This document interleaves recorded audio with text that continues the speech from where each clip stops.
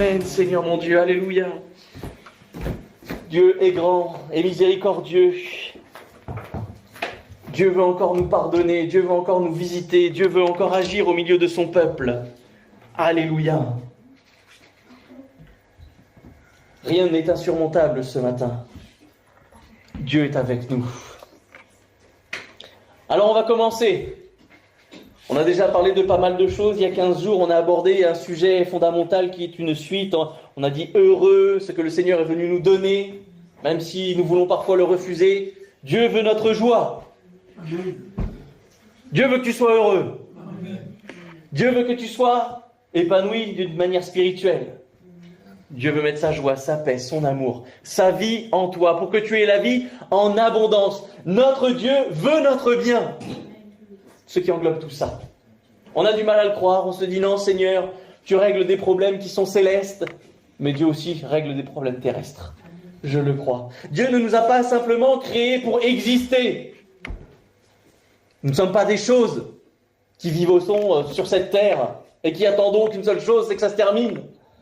Dieu nous a créés pour vivre en communion avec lui. Ce qui nous emmène à une vie véritable. On a vu que notre véritable bien, notre véritable bonheur ne dépend pas de notre santé. Sinon, ça veut dire que les malades, ils ne pourraient pas être chrétiens, ou ils seraient blessés, affligés, et que la souffrance tuerait la foi. Or, ce n'est pas possible. Notre bonheur ne dépend pas de nos biens. Merci Seigneur quand on a un toit sur notre tête qui nous appartient. Mais béni sois-tu pour ceux qui sont locataires. Ah non, amen, hein. Il y a un Dieu que pour les propriétaires. Ah là là là là. Faut qu'on relise la Bible. Dieu nous aime. Que nous soyons, affranchis ou esclaves, il n'y a plus ni esclave ni maître. Il n'y a plus ça. Nous sommes toutes et tous en Jésus-Christ. Notre bonheur ne dépend pas des circonstances parce qu'elles varient si souvent sur cette terre. Si on devait être heureux uniquement quand il pleut ou qu'il fait beau, on serait semblable à des girouettes, inanimées, vides. Et on vivrait au gré des vents. Non, le bonheur auquel Dieu nous appelle est bien plus profond. Il est le fruit d'une relation retrouvée avec notre Créateur. Et cette relation est une relation à entretenir. Pourtant, quand on regarde à notre monde, et il suffit de le regarder, on est confronté à une réalité qui est bien différente. Si je repose la question, es-tu heureux? Es-tu dans l'abondance de la vie que le Seigneur a voulu pour toi? Vis-tu dans le bien de Dieu? Certains pourraient me dire oui, mais... Et souvent, quand on ajoute après mais, c'est de la justification, c'est oh non, on commence à un petit peu s'excuser de ne pas véritablement être heureux, parce qu'il y a des circonstances qui sont parfois bien difficiles, un monde qui est si difficile. On pourrait se poser cette question, si Dieu est bon, s'il est amour, s'il désire notre bien, pourquoi notre vie est-elle si peu heureuse parfois? Je parle pour les chrétiens et les non-chrétiens. Alors non-chrétiens, la vie est terrible et il n'y a pas d'espérance. Et nous, parfois même, nous vivons comme si notre vie était si peu heureuse. On pourrait se poser ces questions-là. Pourquoi les guerres? Pourquoi la famine? Pourquoi la maladie? Pourquoi la méchanceté, les catastrophes et les injustices? Pourquoi la mort, Seigneur? Pourquoi des couples qui s'aimaient finissent-ils toujours, ou régulièrement, une chance sur deux, pour se déchirer? Pourquoi les familles se divisent? Pourquoi arrivons-nous parfois à blesser ceux que nous aimons le plus? Pourquoi? Et je pense que dans chacun de ces sujets, on peut se reconnaître au moins dans un ou dans une de ces catégories. Pourquoi je blesse ceux que j'aime? Ceux à qui je tiens le plus sur cette terre. Parce que tu as le droit d'avoir des personnes dans ton cœur qui sont chères. Tu as le droit de tenir à des personnes sur cette terre. Hein. Tu as le droit d'aimer et d'être aimé. Hein. Ce n'est pas une interdiction. Pourquoi aujourd'hui les familles sont-elles autant divisées? Ces questions qui sont légitimes et que beaucoup se posent chaque jour, la conclusion les amène souvent à « si Dieu existait vraiment, tout cela ne se produirait pas ». Justification par excellence, si Dieu existait vraiment, ces choses n'existeraient pas. Si Dieu n'existait pas, rien n'existerait. C'est aussi simple que ça. Alors les scientifiques tels qu'Einstein qui ne sont pas trop fans d'un Dieu qui agit dans nos vies, hein, il croit en Dieu, il croit qu'il y a une puissance supérieure qui a tout assemblé, mais il n'en a rien à faire de ce qui est assemblé. C'est triste. Reconnaître qu'il y a un Dieu créateur et de ne pas reconnaître que nous sommes ses créations et que nous sommes aimés. D'avoir un cerveau à 8000 étages et d'avoir un cœur au rez-de-chaussée, voire au sous-sol. Alors que ce qui est le plus élevé dans nos vies, c'est notre cœur. Parce que Jésus est dedans. C'est ça qui est élevé en nous. c'est la personne de Christ. Nous ne sommes que poussière et nous retournerons poussière. Mais Seigneur, pourquoi? Si Dieu existait vraiment, tout cela ne se produirait pas. La Bible n'ignore jamais ces questions-là. Et si ces questions, tu te les poses, Dieu n'est pas venu te juger, ni te condamner, ni minimiser même ces termes qui sont dans ton cœur. Mais la Bible nous invite à toujours voir plus loin, voir le avant. Parce que avant la création, Dieu. Avant la création, Dieu. Il y a quelque chose pour chacun d'entre nous. Et ce matin, on va non pas regarder aux circonstances de nos vies, mais nous allons nous plonger dans la parole de Dieu et regarder au plus loin en nous conduisant à l'origine de notre problème, que vous connaissez, je vais te donner le nom, c'est le péché. Mais il nous faut peut-être bien le définir. Mais avant de commencer la pensée du péché, je veux annoncer une vérité peut-être que certains pourraient oublier. Dieu, je vais le marteler, cette vérité essentielle. Dieu n'a pas créé un monde mauvais. Dieu n'a pas créé ce monde mauvais. Certains pensent que ça a commencé après le péché. Non, Dieu n'a pas créé un monde mauvais. D'ailleurs, si on regarde au commencement, tout était parfaitement bon. Chaque chose était à sa place, il n'y avait pas de violence, il n'y avait pas de mauvais sentiments, il n'y avait pas de cupidité, il n'y avait pas d'envie, il n'y avait pas de honte, il n'y avait rien de tout ça. Quand on regarde au premier chapitre, au verset 31 de la parole de Dieu, du livre de la Genèse, Dieu va se tourner vers ce qu'il avait fait, il va dire « Et voici, cela a été très bon ». Moi, j'aime voir que après que Dieu ait tout créé, les montagnes, les cieux, la lumière, etc., la lumière c'était bien, mais quand on est arrivé, tout était très bon. Et pour ceux qui pensent que les chrétiens sont des acharnés de travail et qu'on doit faire que ça, que va faire Dieu après nous avoir créés? Et on va se reposer avec nous avec. La première des choses que l'homme a fait, c'est se reposer avec Dieu. Ah, des fois on est des bourreaux. Il faut bosser. Oh là. Dieu avait-il besoin de repos? Non. L'homme en avait-il besoin? Bon, au début, non. Quand tu prends le boulot, il faut attendre un an avant tes prochaines vacances. Dieu commence par le repos. Alors bien sûr, c'est spirituel, c'est pour vous taquiner un petit peu. Mais il y a une réalité aussi là-dedans, il y a un temps pour tout. Et Seigneur, fais-nous connaître ton repos. Le mal ne faisait pas partie du projet initial de Dieu. Une fois façonné, tout était très bon. Sphérique, ordonné, les saisons, tout allait bien, l'homme vient parfaire cela. Mais en même temps, dans cette perfection-là, l'ennemi va venir et venir nous tenter. C'est ce qu'on va voir, parce que comment un monde aussi bon, très bon, est-il si différent du monde que nous connaissons aujourd'hui? Pour le comprendre, on va se tourner vers le récit de la chute dans Genèse 3, au verset 1er à 7. Et on va être attentif aux paroles qui sont données ici, que vous connaissez, mais on va les refaire. C'est bon de revenir aux sources, à la base.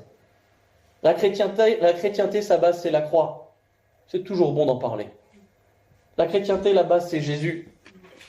C'est toujours bon d'en parler. Et si nous avons besoin de Jésus, il faut revenir aussi à la base de ce besoin qui a été donné en Jésus-Christ. Il est écrit, le serpent était le plus rusé de tous les animaux des champs que l'Éternel Dieu avait fait.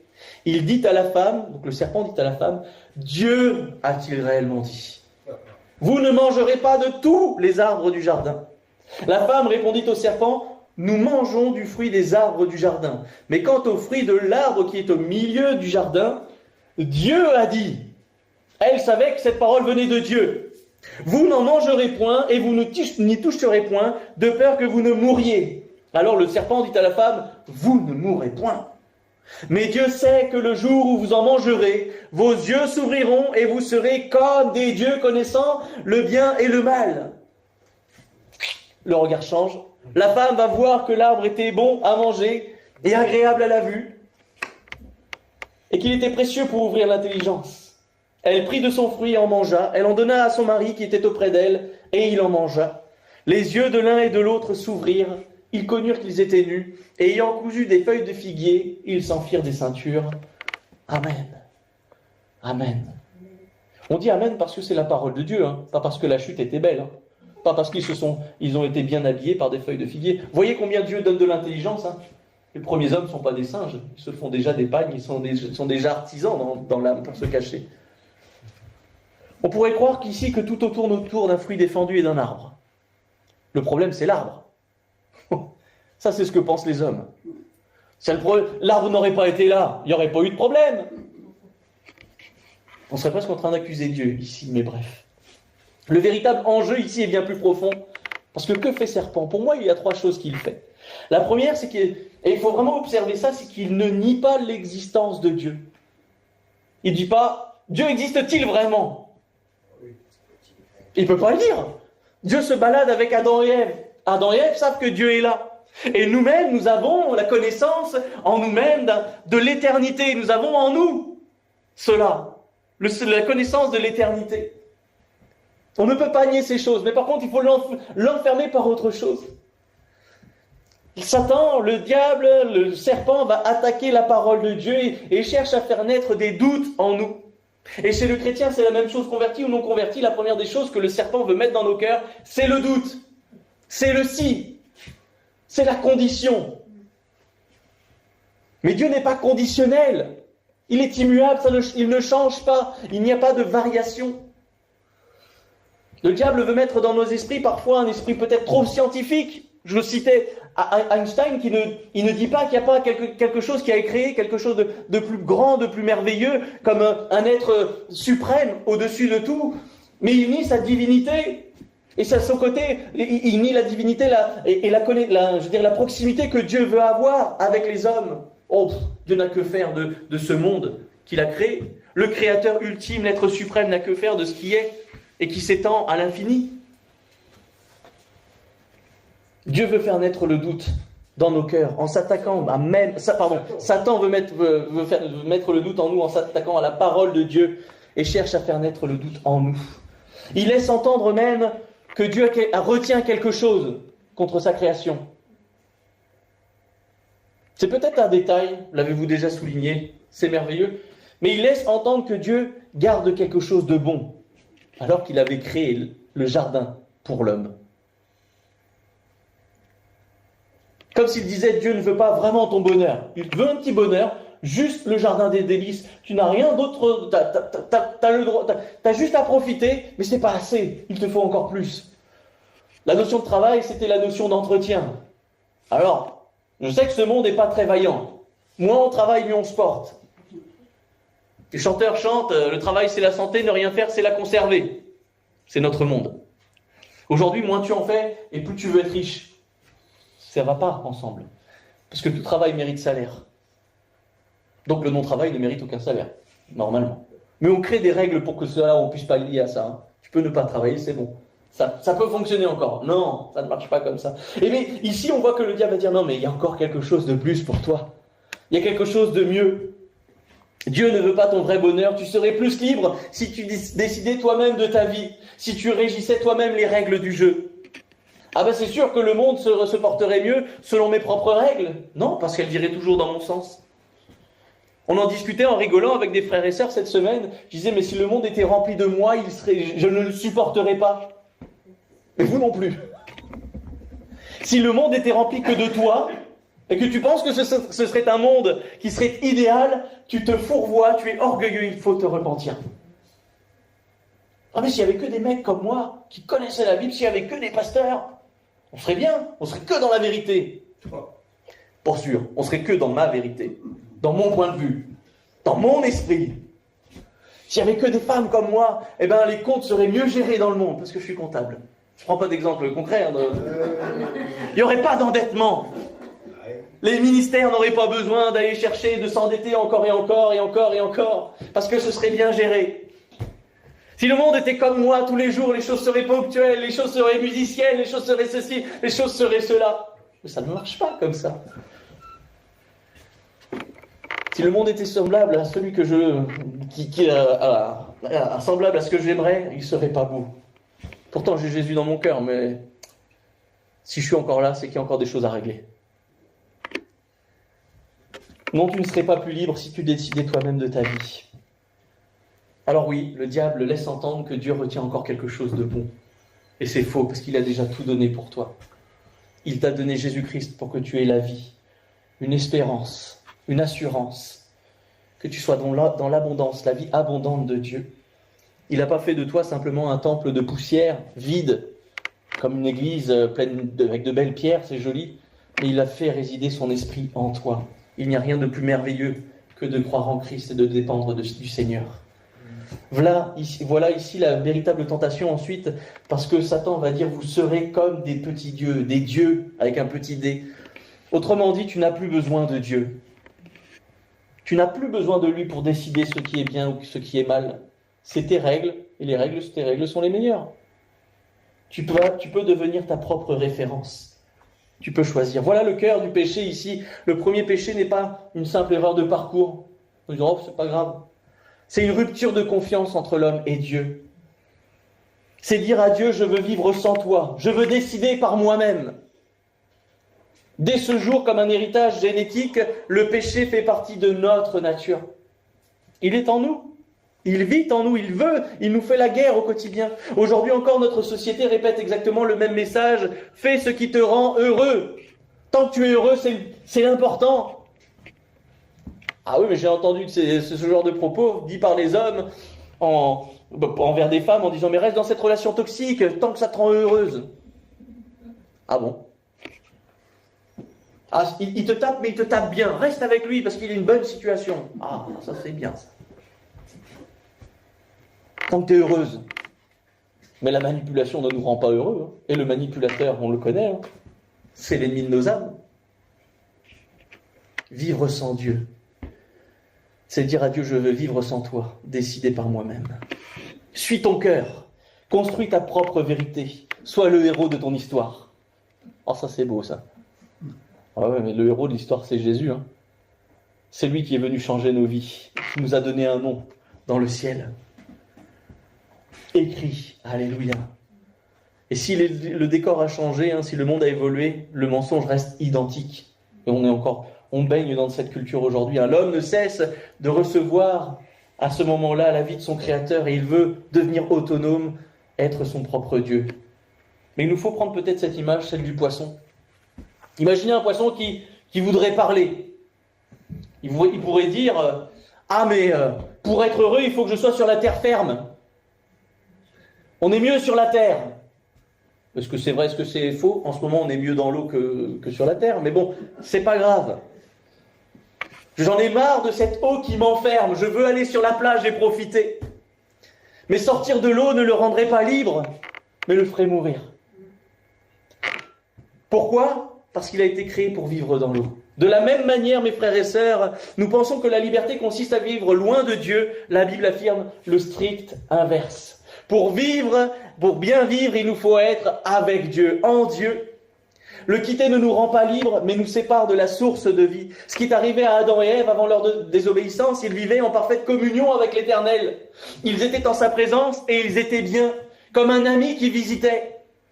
Ils étaient ensemble, ils n'avaient pas le regard honteux de se voir l'un et l'autre nus, ils n'avaient aucune attirance déplacée ou quoi que ce soit, ils étaient juste une famille, je dirais, avec des sentiments purs. Et là, à un moment donné, va faire place à la honte plutôt que la paix. La peur va remplacer la confiance et la fuite va remplacer la communion. Et c'est ce que nous voyons avec l'arrivée du péché. Le véritable bonheur perdu, ce n'est pas un jardin, c'est une relation avec Dieu. La racine de ce mal, c'est la remise en question de la parole de Dieu et la désobéissance. Et Paul va écrire aux Romains, « Par Adam, le péché est entré dans le monde, mais ensuite tous les hommes ont péché de la même manière. » Ce que nous pourrions traduire aujourd'hui par le fait que chacun donc est responsable de ses péchés et y contribue. À chacun pour sa part à la corruption du monde. Chaque pécheur contribue au mal de cette terre, quand bien même il paraît très bon.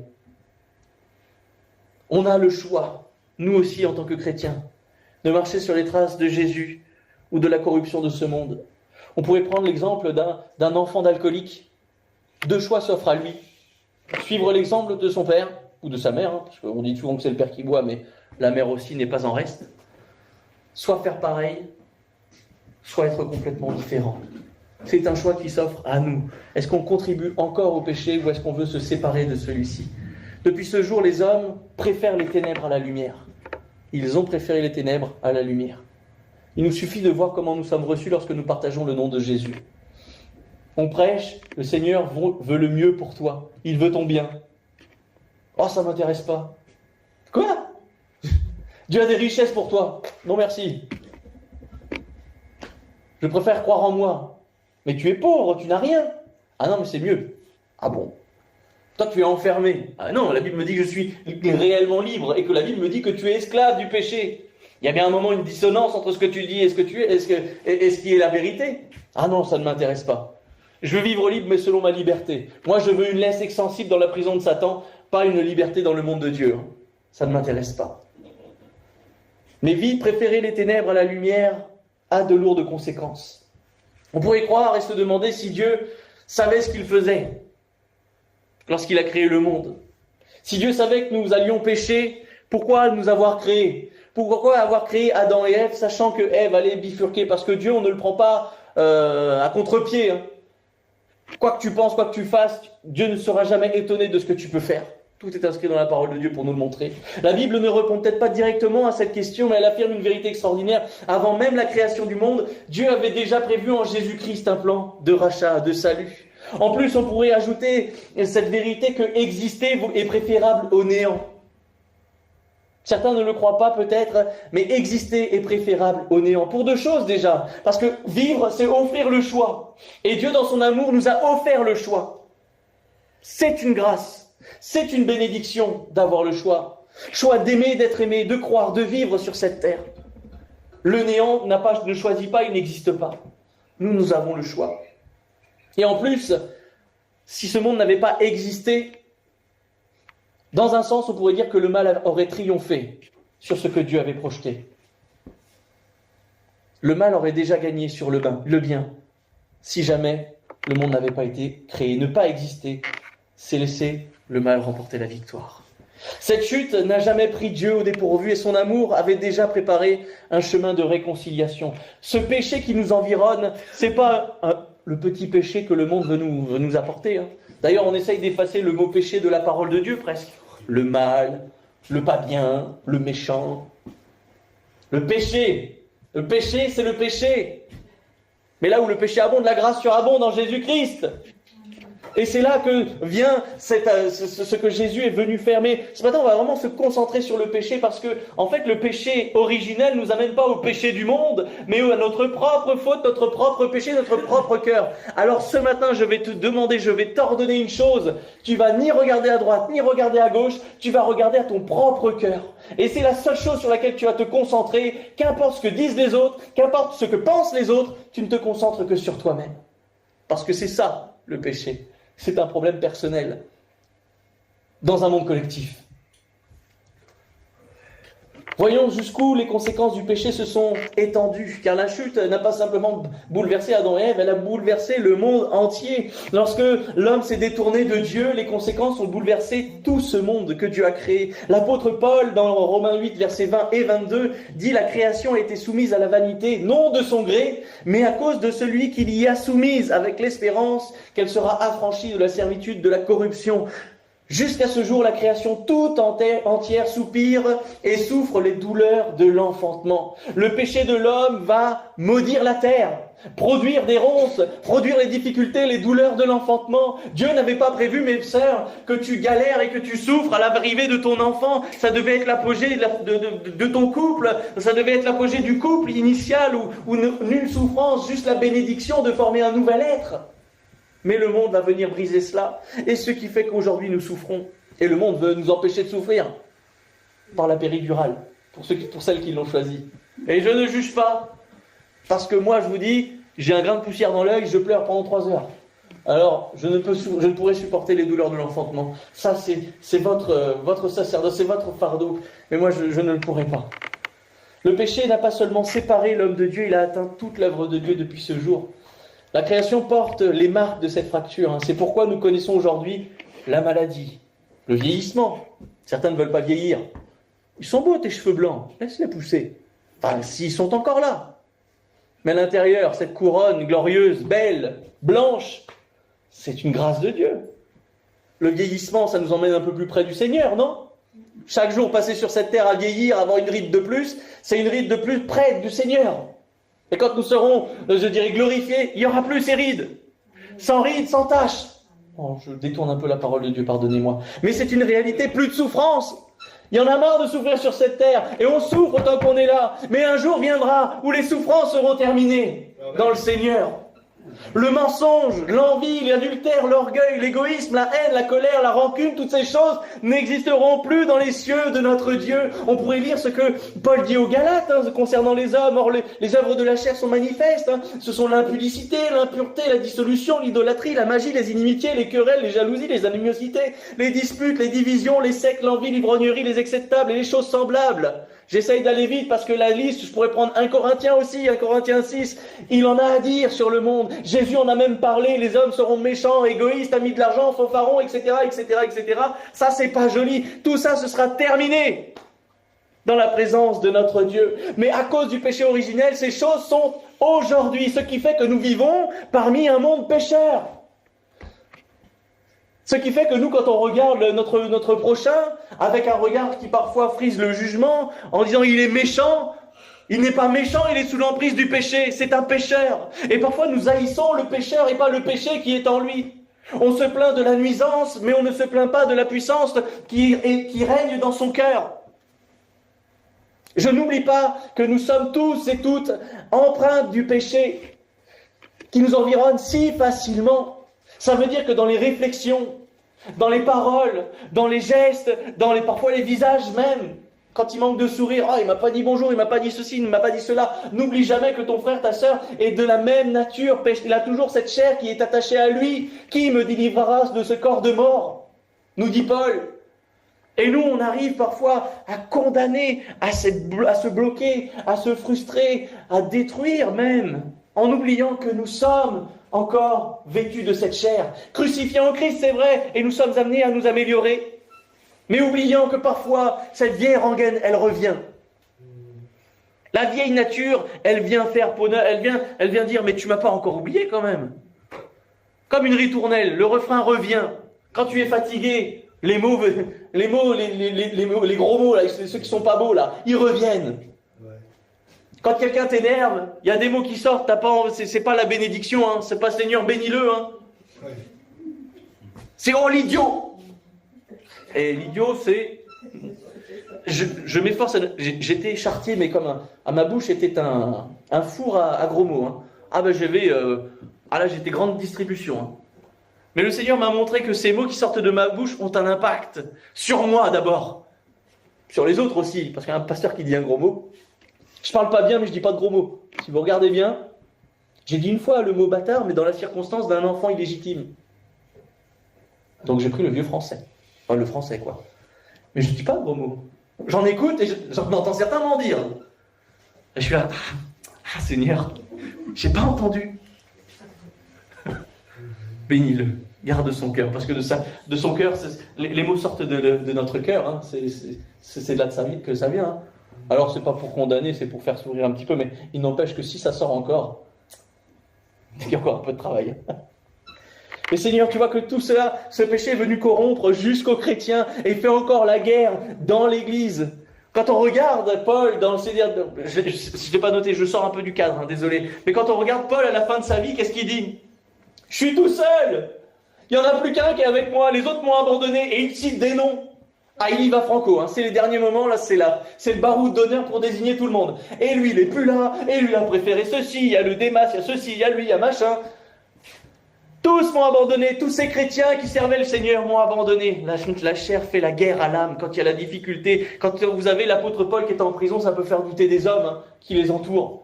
Et de la même manière, ce péché qui nous environne peut nous faire douter. Quand bien même nous serions attachés sur le fondement irréprochable de la Bible, eh bien nous pouvons être détournés par notre nature qui parfois nous fait vriller, nous fait détourner le regard. Seigneur, aide-nous. Moi, je ne veux pas vivre de querelles, de jalousie, d'esprit de division quand bien même je voudrais diviser pour dire la vérité règne. Mais Seigneur, je veux amener ton esprit afin que tous parviennent à la vie éternelle, afin que nous soyons tous remplis de toi. On évite les ivrogneries, les acceptables, toutes ces choses, les animosités, les jalousies, parce que ça appartient au monde. Mais Paul les rappelle aux chrétiens, ces choses-là. Ça veut dire que cela revient, quand il écrit aux Corinthiens, il écrit à un peuple divisé, qui se critique, qui se fait la guerre. Donc dans l'Église, ça veut dire que tout n'est pas forcément tendre et facile. Mais je veux que tu puisses regarder que derrière ces choses-là, il y a le péché. Et derrière, donc le péché, il n'y a pas besoin de tes critiques, il n'y a pas besoin de ton regard personnel sur la situation, il y a besoin de Christ. Et de rappeler Christ, Christ seul. De la même manière, pour chaque âme qui s'approche de ce lieu, ils sont pécheurs, pas la peine de lui rappeler. Tu as besoin de Christ parce que tu mens, parce que tu voles, parce que tu es moche, parce que parfois c'est des réflexions qui peuvent aller jusque-là, hein, mais parce que c'est pas ceci, c'est pas cela. Non, la seule chose dont tu as besoin, c'est du sang de Jésus revêtu sur ta vie. Tu as besoin simplement de croire que Jésus est venu pour toi, pour tes péchés, pour te pardonner, afin d'ôter le fardeau de ta vie. Et c'est déjà bien suffisant. Sans rentrer dans ces détails-là, Seigneur, que nous puissions chasser toutes ces formes d'esprit, de contradiction, de division, d'envie, d'ivrognerie. Seigneur, qu'il n'y ait aucune place à cela dans notre assemblée. Mais ton nom, Jésus, ton nom seul. Le péché va introduire une fracture universelle. On n'est pas exempt. Nous sommes issus de cette fracture. Et même si nous voyons une multiplication d'événements tragiques, le monde porte quand même les traces magnifiques de son Créateur. Le monde est beau. C'est Dieu qui l'a formé. Les montagnes d'Auvergne sont belles. Chacune de ces créatures ici présentes, et même en dehors, s'ils n'ont pas voulu venir dans l'église, tant pis pour eux, mais elles sont belles, ces créations, ces créatures.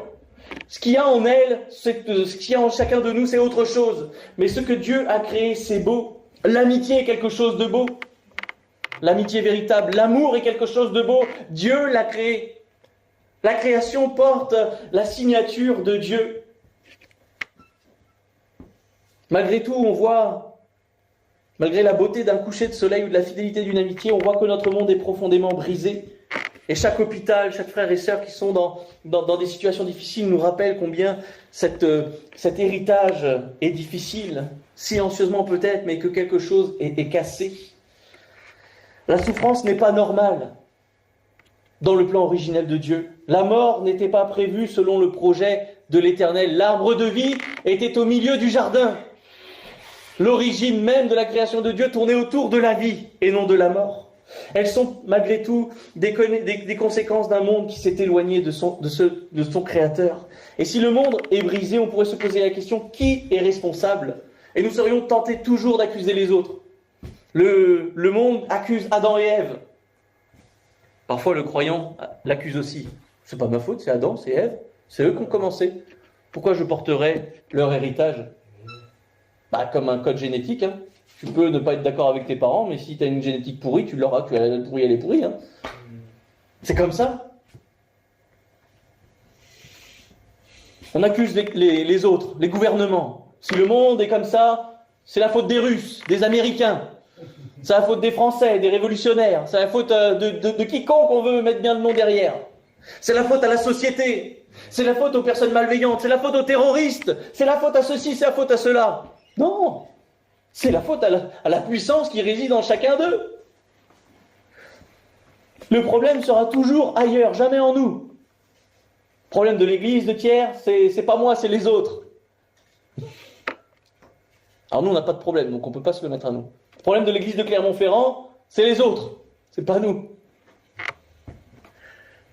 Mais c'est vrai que ce monde nous pousse à toujours rejeter la faute sur les autres. Jésus nous demande de regarder une seule direction ce matin. Qui est la plus inconfortable? C'est notre propre cœur. Il déclare dans Matthieu 15, « C'est du cœur que viennent les mauvaises pensées, les meurtres, les adultères. » C'est de la faute de la femme qui m'a tenté. Elle n'avait qu'à pas mettre cette robe quand même. Ça m'a rendu tout chose. Ben c'est pas de sa faute. C'est de ta faute si t'es un animal. On entend ça maintenant dans les métros. Ah bah, t'as vu comment elle s'habille? Ah, tu m'étonnes. Ou l'homme, c'est pareil, hein. Ah mais il a cherché, lui aussi. Bah, il n'a rien cherché du tout, laisse-le tranquille. N'oublie pas que lui aussi est pécheur, donc dans sa tête, tout n'était peut-être pas net, mais il n'a pas forcé l'agression. Enfin bref.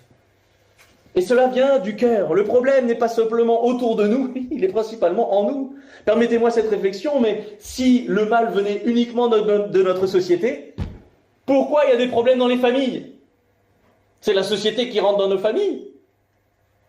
Ah, si je suis méchant, c'est la faute de la société. Ah, si j'ai envie de taper les gens, c'est parce que la société. Bah non, si tu as envie de taper des gens, c'est parce que la colère réside en toi et tu as besoin que ton péché soit pardonné et que Dieu mette de la paix dans ton cœur. C'est aussi simple que ça. Si dans notre cœur on sent qu'il y a de l'animosité, c'est pas le problème de l'autre. C'est pas ton animosité qui est l'animosité de l'autre. Parfois on a des réflexions idiotes, mais ton animosité il vient de toi et pas de sa réflexion. On détourne, c'est lui, il a dit, il a fait ceci. C'est pas moi, c'est lui. C'est pas moi, c'est elle. Concentre-toi sur toi. Regarde un peu. Examine. Parce qu'une seule pensée fait de nous un pécheur. Imaginer, c'est déjà péché. Regarder une femme avec de la convoitise, c'est péché. Et là, on pourrait refaire la même réflexion. Ouais, mais elle s'habillait comme ça. Ben oui, mais t'es pas obligé de regarder. Au pire, 90 gauche, 90 droite, en degrés. Et là, je vous vois moins. Il y aurait des personnes qui seraient mal habillées, je les verrais plus ici. Mais la nature pécheresse, elle peut regarder. Le mensonge qui est attaché à notre bouche, qui sort, c'est sorti tout seul. Mais parce qu'on veut protéger, on veut dissimuler, on veut faire ces choses-là. Non, tout n'est pas le problème de la société. Pourquoi y a-t-il des disputes dans toutes les entreprises? Parce qu'il ne faut pas croire que toutes les entreprises, tout va bien. Il y a toujours de la convoitise, on veut un poste, on veut ceci, notre collègue a toujours mieux que nous, alors que normalement on est tous logés à la même enseigne. Pourquoi il y a même des divisions jusque dans les églises? On a vu avec Céphas, etc., avec Jésus, Apollos et Paul. À partir du moment où on choisit un clan, qu'on commence à diviser parce que l'autre croit savoir mieux que les autres, on réalise que non. Les grands-pères de l'Église, on remarque qu'ils ont tous eu des torts. Et quand je regarde l'histoire de certains théologiens disent « Oh, lui, il aurait dû ménager sa monture, il aurait duré des dizaines d'années de plus. » Parce qu'il a brûlé toutes les étapes. Il avait un cœur pour Dieu, mais il y a été jusqu'au-delà de ses forces. Mais Dieu rappelle que nous allons avec la force que nous avons. Si nous-mêmes, on se crève les pneus, si on va au-delà de nos forces, il ne faut pas se plaindre qu'on parte plus tôt. Et peut-être que des œuvres supplémentaires auraient pu être faites. Alors il faut faire. Alors, on bourrine. Puis là, paf, panne sèche, plus de jus. Et là, sortie de route, merci Seigneur qui nous accueille dans l'éternité. Mais peut-être certains rentreront en disant, mais pourquoi t'as fait autant? Pourquoi t'as été au-delà de ce que je t'ai demandé? Pourquoi t'es-tu affligé un fardeau que je ne t'ai pas demandé? Pourquoi te charges-tu comme une mule? Adulte, alors que tu n'as même pas commencé à marcher spirituellement. Ah Seigneur, donne-nous ta sagesse, donne-nous de marcher avec ton cœur, donne-nous de marcher avec notre ministère, nos fonctions, nos dons, nos talents. Pourquoi y a-t-il autant de combats, de luttes? Parce que nous emportons partout notre propre cœur avec nous. Voilà pourquoi tous ces conflits. Ce que la Bible dit de cela, décrit le cœur de l'homme est décrit dans la parole de Dieu comme marqué par le péché. On le voit dès l'enfance même. Personne n'apprend à un enfant à mentir. Il n'y a pas des cours de mensonge. À moins qu'il y ait vraiment des familles frauduleuses qui disent non, je suis bon. Dis qu'on n'est pas là, là tu l'entraînes. Mais de lui-même, l'enfant va mentir. Non, j'ai pas volé dans ton porte-monnaie. Ah non, j'ai pas mangé du Nutella. Essuie ta bouche avant de parler. Et là, c'est même une purification extérieure à faire. Personne n'apprend à un enfant à être égoïste, à ne pas partager. C'est mon jouet. Non, c'est pas ton jouet, c'est moi le papa, c'est moi qui ai acheté, c'est à moi. Tu te rends compte? C'est pas ta chambre, c'est moi qui loue. Grand fou, va. C'est son espace, faut pas y toucher. C'est chez moi, c'est mes règles. Seigneur, apprends-nous cela. Personne n'a montré à un enfant comment il peut être jaloux. C'est des attitudes naturelles qui apparaissent naturellement, non pas parce que l'enfant serait pire qu'un adulte, mais c'est parce que nous naissons avec notre nature déchue. Comme le prophète Jérémie l'a écrit, le corps est tortueux par-dessus tout. Nous ne sommes pas des pécheurs uniquement parce que nous commettons des péchés, mais nous commettons des péchés parce que notre nature est pécheresse. Et c'est là que Jésus nous enseigne dans le sermon sur la montagne que le meurtre, l'adultère, tout ça commence avant de passer à l'acte. Quand tu juges ton frère, tu fais un jugement contre toi-même. Avant même d'établir quoi que ce soit, dès que à partir du moment où tu le penses, tu es déjà dans le faux, dans le péché. Le meurtre commence avant l'acte, il naît d'une colère qui est entretenue.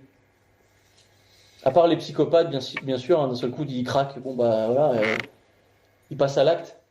Mais quelqu'un qui a une colère entretenue est capable de passer à l'acte. L'adultère, il commence bien avant l'infidélité, il naît d'un regard de convoitise. Le mensonge commence dans un cœur qui refuse la vérité. Autrement dit, Dieu ne regarde pas seulement nos actes, et nous ne devrions pas être jugés selon nos actes uniquement. Mais Dieu regarde au cœur, chose que personne ne peut faire avec son voisin, son prochain. Cela appartient à notre Dieu. La Bible est d'une honnêteté remarquable, mes frères et sœurs, parce qu'elle ne laisse pas imaginer la vie parfaite des hommes parfaits. C'est plutôt la Bible des hommes imparfaits, à part Jésus, bien sûr. Mais il n'y en a pas un qui va gagner plus que les autres. Alors, la Bible, on parle de quelques... je vais quand même faire quelques exceptions, parce que si on parle d'Enoch, bon, il n'a pas connu la mort, bon, ça pourrait être différent, mais... Ah, Seigneur, quand tu parles des hommes de Dieu, Moïse le meurtrier, Abraham le menteur, les autres les dissimulateurs, etc., etc., Pierre qui renie Jésus, tous ces passages où on pourrait dire, mais non, les chrétiens doivent être tout beau, tout rose, donc il ne faut pas marquer ces choses. Il faut cacher, il ne faut pas parler. Bah, au contraire, il faut parler justement pour dénoncer. Et c'est ce que fait la Bible. Pourquoi Dieu met-il leurs fautes en lumière? Pour qu'on les accable? Non, mais pour empêcher de mettre notre confiance dans l'homme et dans leurs exemples. Toute la Bible nous conduit à cette conclusion de Paul. Tous ont péché et sont privés de la gloire de Dieu. Cela nous amène tous au même niveau. Ah, merci Seigneur, je suis au même niveau que le pasteur. Et le pasteur est au même niveau que vous soyez chrétien ou non. Nous sommes tous logés à la même enseigne. Mais moi j'ai le Seigneur, alors je souhaite que chacun d'entre nous ayons Jésus dans nos vies. Le grand problème de ma vie n'est pas d'abord ce que les autres me font, ou pensent de moi, ou qu'importe, mais c'est ce qu'il y a dans mon propre cœur. Et tant que ce cœur ne sera pas changé, aucun progrès technologique, aucune réforme sociale ne pourra réparer ce qui est brisé. Rien ne pourra le faire. On a besoin de bien plus qu'un meilleur environnement, on a besoin d'un cœur nouveau. Alors pourquoi le péché est-il si grave? Bon, on peut vivre avec, hein. Si tous sont méchants, on va s'y accommoder, non. Parce que ça crée, au-delà de la souffrance, ça met un mur de séparation entre le Dieu saint et juste et nous. Parce que Dieu ne peut tolérer le mal. Hein. Le prophète Ésaïe nous le dit, 59 verset 2, ce sont nos crimes, vos crimes, qui commettent une séparation entre vous et Dieu. Le plus grand drame du péché n'est donc pas d'abord la souffrance, parce que nous on tourne autour du pot, on dit « Seigneur, je souffre, c'est un problème ». Non, c'est pas le problème principal. Donc, le problème principal, c'est ta déconnexion avec Dieu. Le plus grand problème et le plus grand drame de l'humanité, c'est la séparation avec Dieu. C'est ce lien qui a été brisé par le péché. On va prendre l'image de cette branche, d'une branche qui a été coupée de son arbre. On connaît la parabole du cep, du vrai cep. Mais pendant quelques jours, une branche, ses feuilles, elles restent vertes. Elle reste verte. Enfin, je suis pas paysan plus que les paysans. Hein. Je connais l'univers de l'agriculture. Hein. Je viens du Berry, donc vous imaginez bien que je comprends comment marche un arbre, un petit peu. Mais quand on coupe une branche, pendant quelques jours encore, on a de belles feuilles vertes. Mais ça ne veut pas dire qu'il est vivant. Au contraire, il est en train d'épuiser de toutes ses forces qu'il restait en lui-même pour mourir. On pourrait croire qu'une branche va bien quand elle vient d'être coupée. Regarde, ça tient. Un peu comme il m'est arrivé pour cet arbre derrière nous. Un jour, je le déplace, puis d'un seul coup, je prends une branche, puis ça claque. Je dis, ah, c'est encore attaché, ça va. En fait, c'était complètement cassé. Alors, je l'ai laissé. Je me suis dit, ça va reprendre. 3 jours après, les feuilles étaient... Et le culte suivant était le mardi, réunion de prière, il n'y a aucune opération particulière, et la mort était arrivée la semaine d'après. Mais parfois, émonder permet de mieux repousser. Donc, dans ce cadre-là, ça va. Mais ça n'empêche que c'est comme ça. On pourrait croire que les choses vont bien, mais en réalité, la sève ne circule plus et la mort est déjà certaine. Et il en est de même pour l'humanité depuis sa chute. Hein. L'homme continue de vivre. On rit, on travaille, on s'amuse. Tout va bien, on fait des projets, mais spirituellement, séparés de la source, nous sommes morts. Séparés de la source de vie, nous sommes morts. Voilà pourquoi tant de personnes éprouvent encore aujourd'hui un vide profond et qu'ils cherchent à remplir par l'argent, par le succès, par l'amour des autres. Parce que vouloir du succès, c'est vouloir être aimé, être glorifié. Mais ce que nous recherchons véritablement en nous, c'est l'amour de Dieu. Alors on dilapide nos sous dans les loisirs, dans les relations, mais malheureusement rien ne suffit parce que nous avons été créés pour Dieu, par Dieu et pour lui. Et c'est lui qui nous offre toutes les forces suffisantes. Comme le disait Augustin d'Hippone, tu nous as fait pour toi et notre cœur est sans repos tant qu'il ne demeure en toi. J'avais déjà pris cette citation, mais c'est une réalité. Tu nous as fait pour toi, Seigneur. Ce vide n'est pas d'abord psychologique. On ne se l'invente pas, nous les chrétiens. Il est pour toute l'humanité. Il est spirituel et ce drame-là, c'est que nous ne pouvons pas réparer nous-mêmes cette séparation. Le monde nous répète avec suffisamment de volonté que tout est possible. Crois en tes rêves, crois en ta personne. Mais croire en ses rêves, c'est toujours rêver. Alors on te dit rêve plus grand. Oh, c'est trop petit. Ben non, mais sois tranquille, j'ai le droit de rêver à ce que je veux. Et t'as les influenceurs, ils te font culpabiliser. Alors faut que tu rêves plus grand. Ça, c'est accessible. Non, moi j'ai besoin de Dieu. Dieu est accessible en Jésus-Christ pour moi et ça me suffit amplement. Et il me donne suffisamment au-delà. La Bible nous affirme bien le contraire.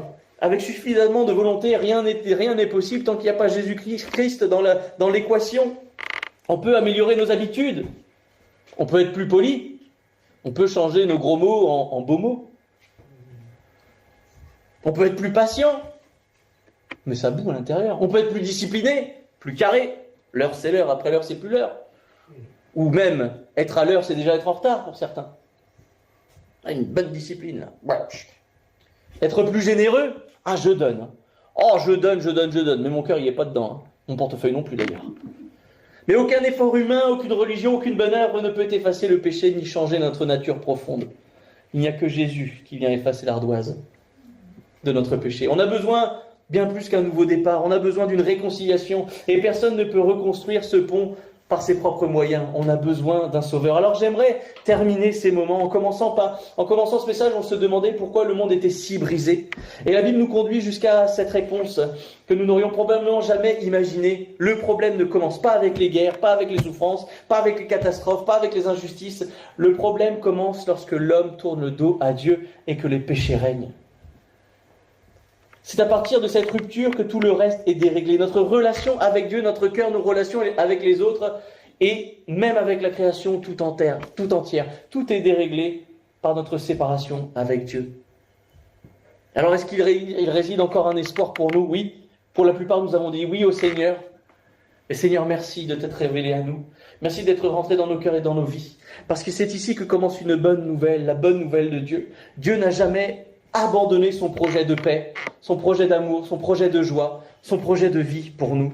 Et dès les premières pages de la Genèse, au moment où Dieu va annoncer les conséquences du péché, femme, tu vas souffrir quand tu vas enfanter, et homme, tu vas galérer à travailler pour gagner ton pain.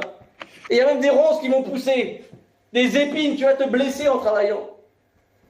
Mais devant toutes ces choses que le Seigneur va donner en conséquence du péché, Dieu va faire une promesse. Le libérateur viendra, celui qui écrasera la tête du serpent. Quelqu'un qui vaincra le mal, qui fera ce que nous sommes incapables de faire et qui nous réconciliera, qui réconciliera Dieu et les hommes. Cette promesse, elle porte un nom, c'est Jésus-Christ. Ce matin, je veux examiner mon cœur, à moi. Pas le cœur de l'Église, pas le cœur de mon prochain, pas le cœur de l'autre. Mon cœur, à la lumière de cette promesse, Jésus-Christ. Est-ce que tu es encore le premier ? Est-ce que tu es encore celui que j'ai adopté dans mon cœur? Il reste encore une question, on y répondra la semaine prochaine. Comment un Dieu parfaitement saint peut-il pardonner à des pécheurs sans renoncer à sa justice? Et on va répondre à cela la semaine prochaine. Ce matin, tournons nos regards vers la croix et nous verrons qu'elle n'est pas simplement un symbole d'amour, mais la réponse éclatante de Dieu au plus grand problème de l'humanité. Merci Seigneur pour la croix. Merci pour le prix payé. On va prier ensemble, parce qu'il me semble nécessaire ce matin, j'ai demandé aux frères qui ont été désignés pour la Sainte Seine de bien vouloir s'approcher pendant que nous allons interpréter un chant, et que nous puissions nous examiner véritablement, de nous sonder nous-mêmes, de regarder à nous-mêmes, et de dire Seigneur, est-ce que mon cœur regarde à tout le reste sauf moi, ou suis-je en connexion véritable avec ce que j'ai entendu ce matin? En disant, je sonde mon cœur, je connais mes réflexions, tout ça, je veux prendre cette coupe, ce pain et ce vin comme une coupe de bénédiction et non de malédiction. Je veux examiner mon cœur pour savoir s'il est nécessaire de demander pardon. Et s'il est nécessaire de demander pardon à quelqu'un, fais-le avant de prendre la coupe, avant de prendre le pain et le vin. S'il est nécessaire pour toi de régler les choses avec ton Dieu, fais-le dans ton cœur. Je te demande pas de venir là en disant « J'ai péché, cette semaine j'ai détourné mon regard de mon épouse et j'ai regardé autrement, j'ai jugé, j'ai condamné, j'ai écrasé sous le poids pressant de mes paroles que j'ai compris. » Seigneur, je veux demander pardon et peut-être même recevoir le pardon parce que parfois recevoir est aussi difficile que de le donner. quand on est bien offensé, Seigneur, donne-moi un cœur de recevoir et de marcher dans tes voies. Seigneur, aide-moi. Alors prions ensemble, mes frères et sœurs. Prions pour que le Seigneur nous recentre sur nous-mêmes, égoïstement, spirituellement, pour justement préparer ce qui est nécessaire pour la suite.